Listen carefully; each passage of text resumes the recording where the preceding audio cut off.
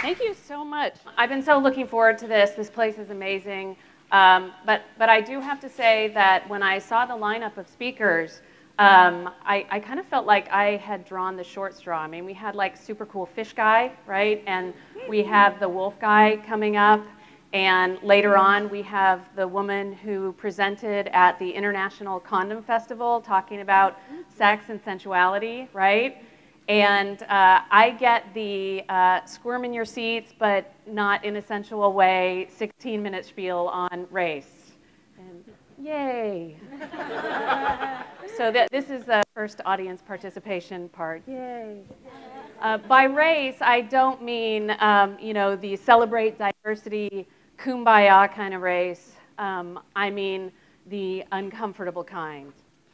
Oh, yeah, that's the last audience participation one. But stay with me because it's really about my uncomfortable journey with race, specifically the one where I'm not black.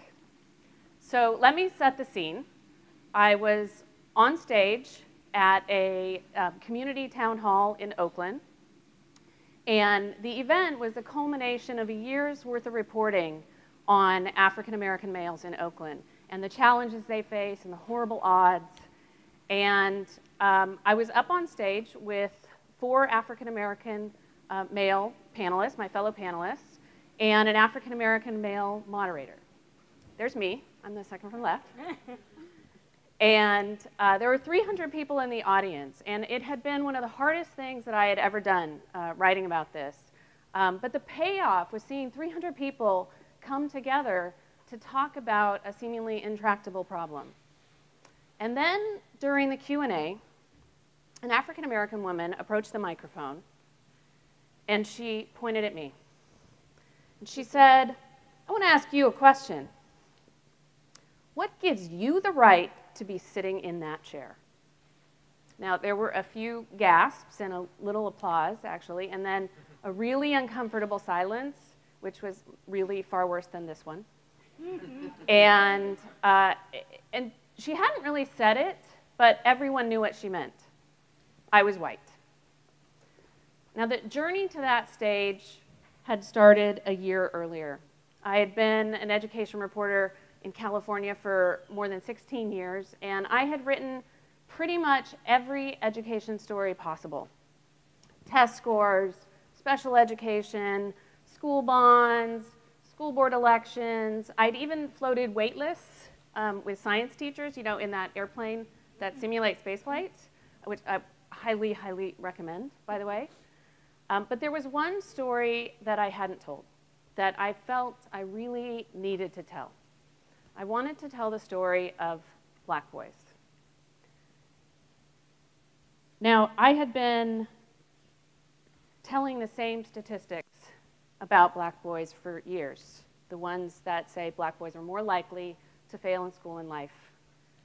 You've all heard them. They're more likely to be suspended. They're more likely to have low test scores. They're more likely to be in special education. They're more likely to land in jail. Now, these statistics had been repeated so often that it seemed like no one was paying attention anymore. And I called it statistics fatigue. And what that meant was people had stopped seeing children and only saw inevitable failure. And when they thought of black boys, they saw chaos. They felt fear, or worse, apathy. They saw, as the superintendent told me at the time, animals. But I saw the children. I saw them struggling in school, and I saw them scared on the streets. Their lives were often filled with violence and poverty and instability and absentee parents. I remember one boy, he was about 12, his name was Lucky. And he told me that the sound of gunshots in his neighborhood were like birds chirping. They were the background noise of his childhood. So in the fall of 2012, I decided it was time. It was time to tell the story. And I still didn't know how to do that, how to tell it in a way that would matter. And so I started at the beginning, I started looking at data. And I found a statistic that I had never seen before. I had counted up all the African American males in Oakland that graduated from high school over the last 10 years college ready. And by college ready, I mean they had graduated with the grades and the test scores to get into the UC or CSU systems. And then I counted up the number of African American males in Oakland who were killed during that same time frame, that same 10-year time frame. The numbers were almost identical. The number of African American males who were killed was nearly identical to the number of African American males who graduated college ready. 787 killed, 802 college ready. And I thought to myself, even after all those years of reporting, how is this possible? And so I set off to find the answer and to see what the city and the schools were doing about it. Now, at about that time, the school district had created the Office of African American Male Achievement. Now, they were the first district in the entire country to create an office devoted to African American males, to their needs. And within that office, they created manhood development classes. And these were classes in middle schools and high schools for and only for African American males. And I started going to those classes, and I started going into homes, and I started hanging out in the streets.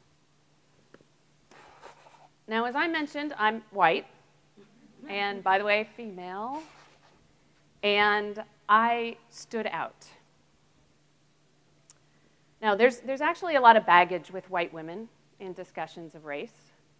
As Hollywood might tell it, all it takes is a white woman, let's say Michelle Pfeiffer, going into an inner city school, saying a few encouraging words, and boom, these kids' lives are turned around. Reality, as we know, is nothing like that. The reality was that the African American students, their African American teachers, their African American administrators, they didn't trust me. And they didn't always want me there. They didn't think that I could ever understand what it was like. I remember I was in the manhood development class at Oakland High School, where I spent a lot of my time. And there were about 15 students. And you know, journalists, we like to blend into the background and be invisible. We just want to sort of document what's happening and not affect the outcome. So I was in the back of the classroom and trying to be invisible. And the students were having a discussion about what it means to be an African American male and how they feel they're perceived. And one of the students, he turned to me. This is Barry. And he looked at me in the back of the classroom and he said, "I hate white people. Does that make me a bad person?" Now, Barry had said it not because he hated white people. He said it because he thought white people hated him. And he said, the thing I hate about being a black male is that people judge me the second they see me. And he talked about going into stores and how the shopkeeper would look at him with fear and suspicion. And he knew that because the shopkeeper would start talking really fast, like he wanted Barry to leave as soon as he got there. I hate white people. Does that make me a bad person? I just shook my head no. I remember talking to a counselor at Castlemont High School in East Oakland. And that's the bad part of town. And the counselor said that for young black males, fear is a constant in their lives. Fear of the violence and the death around them, but also fear of the fear that others have of them. Shopkeepers, as Barry said, fear them. Strangers on the street fear them. And worst of all, their teachers fear them. Society is conditioned to be afraid of young black males, the counselor told me. And it does every bit the damage you think it would. Now the students, the boys, they assumed that I was afraid of them, that I would never understand them as a white woman. But as a journalist, I had a path. I was able to go behind the color lines just a little bit and get a glimpse of what it was like for these young men in Oakland. And nowhere was this more vivid than in a living room in East Oakland. I was sitting in a chair in the living room across from a mom. Her son, Elijah, had been shot 2 weeks earlier. He'd been shot in front of that little yellow house, and he stumbled through the living room door and landed face down in the living room. And his mom told me that they turned him over, and there was a hole in his chest. And I sat in that chair trying to imagine a 17-year-old kid lying 2 feet from where I was sitting with a hole in his chest. Now, he'd been shot over a silly dispute about a girl.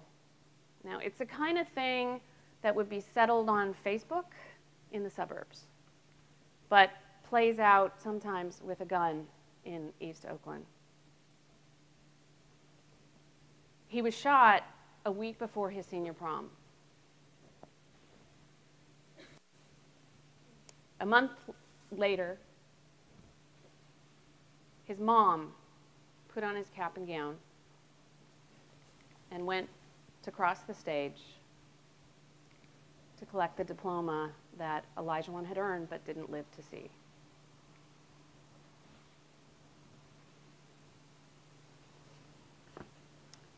Now, also on that stage was Elijah's classmate, Thomas. Thomas had made it. He was an athletic kid, a popular kid. He was named prom king the same week he attended Elijah's funeral. Now, Elijah was not the first friend that Thomas had buried, but Thomas made it. He had the support of his family, he had sports, and he made it to graduation day. He crossed that stage with a UC acceptance letter in his pocket. And this last fall, he started at UC Santa Cruz. And I remember before he left, he told me that he was scared. He was a little worried. He was scared of the raccoons and the possums and the deer and the snakes and the skunks that roamed the hills in Santa Cruz. And I'm thinking to myself, okay, this is a kid who grew up to the sound of gunshots, who looked over his shoulder every time a car slowed down, whose high school had bullet shots, had holes in the front door from a drive-by shooting. And he's afraid of the wild things, the critters in the Santa Cruz hills. In August, we ran a 3-part series about Thomas and Elijah and Barry and the other students. And not long after that, I found myself on that community town hall stage with 5 African-American men and a woman in the audience pointing her finger at me. I want to ask you a question. What gives you the right to be sitting in that chair? And the moderator, he looked at me and he said, Jill, you want to take that? And I told the woman that I realized it was a little like that Sesame Street song up on stage. You know, one of these things is not like the other. One of these things doesn't belong. But I didn't write the series for the African-American men on stage with me. I wrote the series for the people who would never know what it's like to dive under their dinner table to the sound of gunshots, who would never lose count of the number of funerals they'd been to for African-American boys. I wrote it for people like me. Now, this is a huge issue And there are no easy answers, and certainly one well-meaning white lady is not going to solve it. But I told the woman that day that I felt there was a place for everyone at the table to address the odds against black boys. I told her that I felt everyone should care about the fate of these black boys. And as hard as it was, seriously, the hardest thing that I've ever reported on in my career, as hard as it was, it will absolutely have been worth it if just one person, the next time they saw a young black male walking down the street with their hoodie on and their scowl, what I call their street armor, if they didn't feel fear, if they didn't see a statistic, if they didn't see an animal, but they saw a child, and they smiled, and they said hello. Okay, everybody can breathe now. And before I go, I have to say, I have to give an acknowledgement to the photographer that worked with me on this series, who took these pictures. She was a finalist for a Pulitzer Prize. She was named as a finalist 2 weeks ago for these photos, and they're absolutely amazing. And so now you guys can like settle in your seats, no more shifting around. And we got the wolf guy coming up, and we got sex later. Yay! Thank you very much.